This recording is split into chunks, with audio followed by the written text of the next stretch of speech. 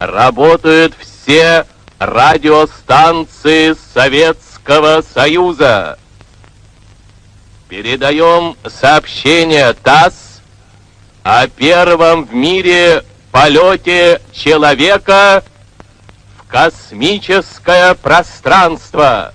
12 апреля 1961 года в Советском Союзе выведен на орбиту вокруг Земли первый в мире космический корабль-спутник «Восток» с человеком на борту. Пилотом-космонавтом космического корабля-спутника «Восток» является гражданин Союза Советских Социалистических Республик, летчик-майор Гагарин Юрий Алексеевич. Майор Гагарин говорил Земле: полет проходит нормально, самочувствие отличное. Советский корабль «Восток» совершил благополучную посадку в заданном районе Советского Союза.